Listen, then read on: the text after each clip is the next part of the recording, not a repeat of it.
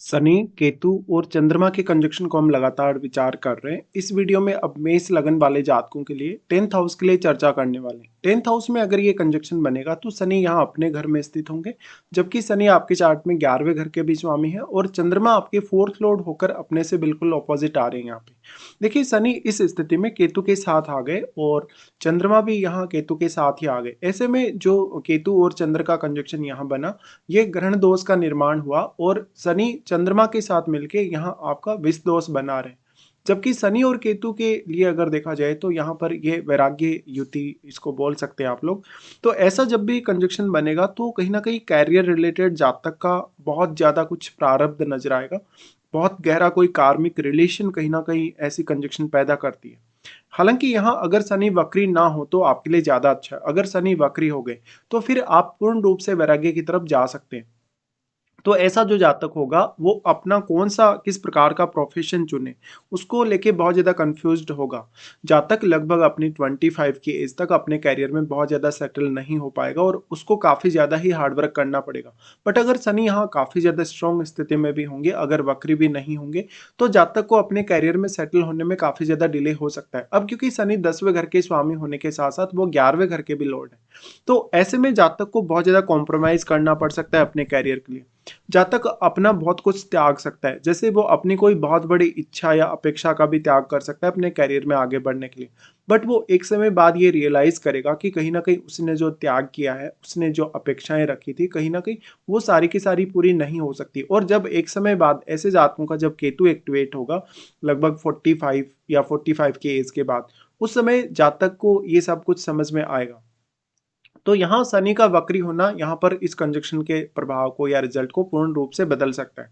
अब अगर सिर्फ यहाँ शनि चंद्र के कंजक्शन के हिसाब से बात की जाए तो यहाँ विष दोष का निर्माण हो रहा है, तो यहाँ जो चंद्रमा की क्वालिटीज है कहीं ना कहीं बहुत ही स्लो काम करेंगी। और वैसे भी केतु साथ है, केतु साथ होने से जो चंद्रमा की क्वालिटीज है यानी आपके जो इमोशंस हैं, जो आपकी भावनाएं हैं, उनको केतु अपने में समाहित कर रहे हैं। इसलिए जातक बहुत ज्यादा बेचैन हो जाएगा, अपने आप से जातक इमोशनली बहुत ज्यादा डिटेच सा हो जाएगा। तो ऐसा जब तक खुद के लिए एक रास्ता तलाशेगा, कहीं ना कहीं वो अपने आप को बहुत ज्यादा अकेलेपन में चाहेगा, वो अकेले टाइम स्पेंड करना पसंद करेगा अपने लिए और वो काफी ज्यादा सोच विचार भी करेगा। ऐसा जातक बहुत ज्यादा अंतर्मुखी हो सकता है, वो बहुत ज्यादा चिंता का शिकार हो सकता है, डिप्रेशन का शिकार हो सकता है। साथ साथ में जातक कहीं ना कहीं बहुत ज्यादा उदासीन रहेगा भौतिक जगत के प्रति। हालांकि उसके लिए आपको फिर अन्य प्लैनेट्स को भी देखना जरूरी होगा। बट यहाँ चंद्रमा की जब भी बात आती है तो चंद्रमा केतु के साथ होने से जातक आध्यात्म की तरफ या स्पिरिचुअलिटी की तरफ काफी तेजी से आगे बढ़ सकता है। और जब वो ये रियलाइज कर लेगा कि कहीं ना कहीं वो जो कुछ भी एक्सपेक्ट कर रहा है शायद वो उसके लिए इम्पॉसिबल हो। यहाँ पे अब देखा जाए तो शनि वैसे क्योंकि अपने घर में, और शनि अगर वक्री ना हो तो शनि का प्रभाव कुछ हद तक आपको देखने को मिलेगा। और शनि के हिसाब से फिर अगर आप चलेंगे यानी बहुत ज़्यादा कर्मठ होंगे, बहुत ज़्यादा अगर मेहनत करेंगे तो कुछ हद तक आप सफलता पा सकते हैं। लेकिन ऐसा कंजक्शन आपको बहुत ही अर्ली एज में रिटायरमेंट के लिए फोर्स करेगा, या तो आपका अपने कैरियर से बहुत ज़्यादा मन भर जाएगा। ऐसा जब तक मानसिक तनाव या मानसिक रूप से असुरक्षा की भावना या बहुत ही ज़्यादा अनसर्टेनिटी अपने कैरियर में फेस करेगा, ऐसा जब तक अगर बहुत ज़्यादा मेहनत कर ले, अगर हार्डवर्क कर ले, तो वो फिर भी सफल नहीं हो पाता। और ऐसे जातकों को बहुत ज़्यादा अनुशासन रखना होगा। ऐसा जातक अगर मेंटली बहुत ज़्यादा स्ट्रिक्ट हो तो वो कुछ हद तक अपने अच्छे परिणाम जरूर पा सकता है। तो यहाँ जो ग्रहण दोष बन रहा है इसकी वजह से अब मदर के साथ आपको दिक्कत आएगी। आपकी मदर के साथ आप अपना जो इमोशंस है, अपनी जो भावनाएं हैं, उनको बहुत अच्छे से शेयर नहीं कर सकेंगे। और मदर से भावनात्मक रूप से दूरी होने के साथ साथ आपकी फिजिकली भी बहुत ज़्यादा डिस्टेंस हो सकता है। यहाँ पे अब 4th लॉर्ड होके क्योंकि चंद्रमा आए 10वें घर में, तो ऐसे जातक का जो घरेलू मामले उन पे हो सकता है उतना ज़्यादा फोकस ना हो, या तो जातक का बहुत ज़्यादा इंटरेस्ट उनमें ना हो। यहाँ पे अब चंद्रमा आ गए तो जातक अपने कैरियर पर ही बहुत ज्यादा फोकस रहेगा और ज्यादातर उसके मन में जो आइडियाज रहेंगे अपने कैरियर में आगे बढ़ने को लेकर रहेंगे। लेकिन एक समय बाद जातक को ये रियलाइज हो जाएगा कि कहीं ना कहीं जिस हिसाब से वो चल रहा है उस हिसाब से उसकी सफलता कहीं ना कहीं बहुत ज्यादा दूर है। तो चंद्रमा यहाँ आपको बहुत ज्यादा परेशानी देंगे। चंद्रमा किस अन्य ग्रह से यहाँ प्रभावित है, इन दोनों ही ग्रहों के साथ साथ वो भी आपको देखना होगा। ऐसा जब तक अगर अपना कोई भी कैरियर चुनता है तो वो कहीं ना कहीं एक अच्छा शोधकर्ता बन सकता है, एक अच्छा स्पिरिचुअल पर्सन बन सकता है, कोई बहुत बढ़िया दार्शनिक वो बन सकता है। साथ ही साथ ऐसा जातक कोई बहुत अच्छा ज्योतिषी या आध्यात्मिक क्षेत्र में वो किसी भी प्रकार का कार्य कर सकता है। साथ ही साथ ऐसे मामलों में जहाँ पर बहुत ज़्यादा रहस्य हो, जहाँ पर बहुत कुछ गोपनीय हो, उन मामलों में जातक अच्छा कर पाएगा। इस प्रकार के जातक अपने कार्य को लेके बहुत ज़्यादा तपस्या अगर करें, बहुत ही ज़्यादा अगर कर्मठ हों, बहुत ही ज़्यादा अगर मेहनत करें, तभी वो कुछ पा सकते हैं। अगर देखा जाए तो अब शनि के प्रभाव की वजह से अगर शनि यहाँ पे वक्री हो जाते हैं तो कैरियर में बहुत ज़्यादा अस्थिरता होगी। साथ-साथ में आपको अपना जो जॉब है या जो भी अपना प्रोफ़ेशन है, उसको बार-बार बदलने या उसको स्विच करने की इच्छा भी होती रहेगी। तो अगर मान लीजिए आपने बहुत ज़्यादा हार्ड वर्क करके, मेहनत करके अपने कैरियर में कोई मुकाम हासिल भी कर लिया, तो वहाँ से आपका उसको छोड़ना संभावित है या बार-बार वहाँ से आप कहीं न कहीं अपने आप को बहुत ज़्यादा डाइवर्ट होते देखेंगे। चंद्रमा यहाँ आपको बहुत ज़्यादा परेशानी में डालने वाले हैं। बेसिकली आप अपने इमोशंस को नहीं समझ पाएँगे। अपने इमोशंस की जो डायरेक्शन है उसको आप तय नहीं कर पाएँगे।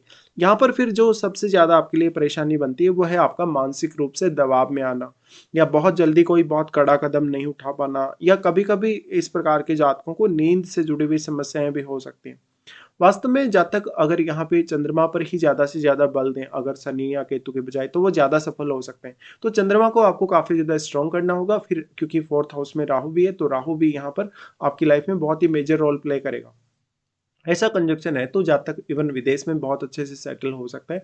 कभी-कभी इस प्रकार के जो जातक होते हैं, बहुत ही ज़्यादा करियर को लेके अनसर्टेनिटी का सामना करते हैं या तो फिर अगर उनका करियर अगर स्टेबल होता भी है, तो उनके करियर में बहुत ज़्यादा कोई ग्रोथ नहीं होती। यहाँ पे जातक इवन वो खुद से ही बहुत ज़्यादा डिटैच्ड रहेगा, तो वो दूसरों को तो गाइड कर ही नहीं सकता या दूसरों को तो इंस्पायर कर ही नहीं सकता। खुद के लिए ही उसके लिए इतने सारे चैलेंजेस सामने आ जाएँगे।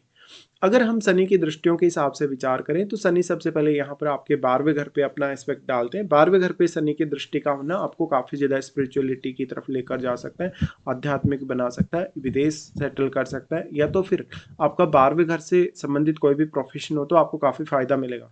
बट यहाँ पे शनि अगर वक्री होकर ये दृष्टि डाल रहे हो तो आपकी स्पिरिचुअल ग्रोथ होगी और स्पिरिचुअली आप काफ़ी तेज़ी से आगे बढ़ सकेंगे। इस प्रकार के जातकों का फिर जो इंट्यूशन पावर है वो काफ़ी स्ट्रांग हो सकता है। अब डिपेंड करता है कि यहाँ 12वें घर में क्या कोई प्लैनेट बैठा है या फिर आपका जो जुपिटर है वो कितना वेल प्लेस्ड है आपके चार्ट में।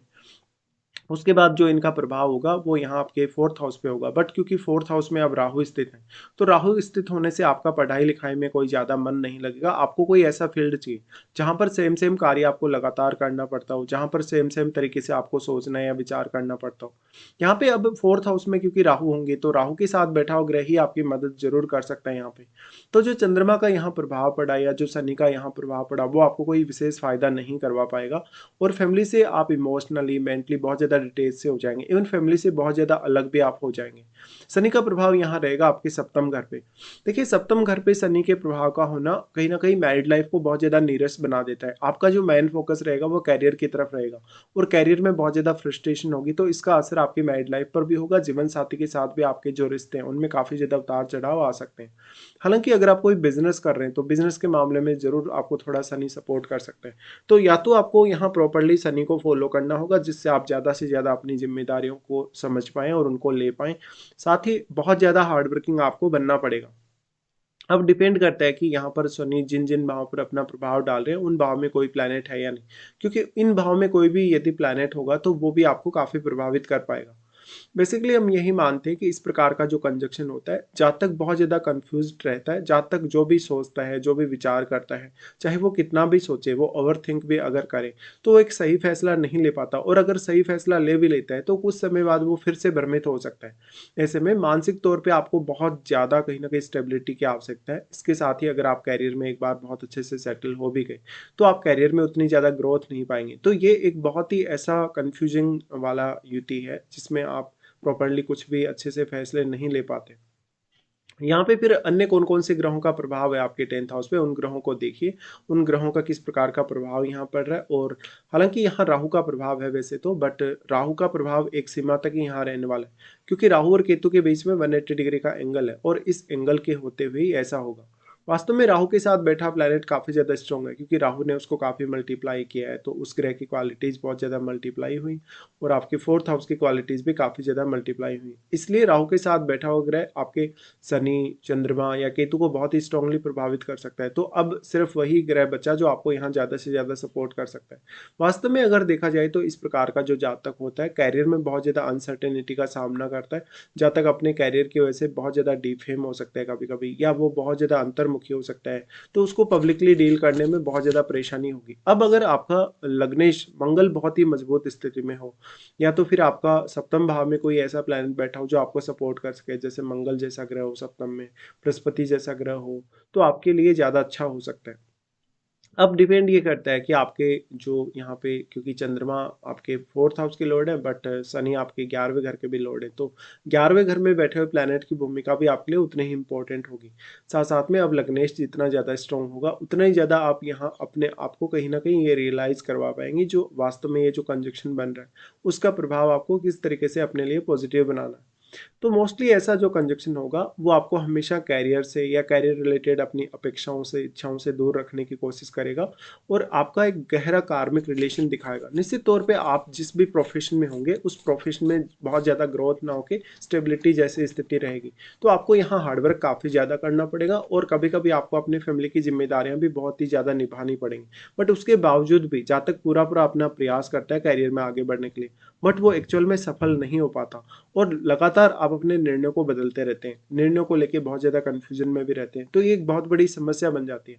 अब आपको देखना होगा कि क्या वास्तव में शनि, केतु, चंद्रमा इनमें से किसी की भी आपको महादशा है। अगर महादशा है तो ये सारे के सारे जो प्रभाव जो अभी तक हमने डिस्कस किए ये और भी ज़्यादा आपके सामने स्ट्रांगली आ सकते हैं।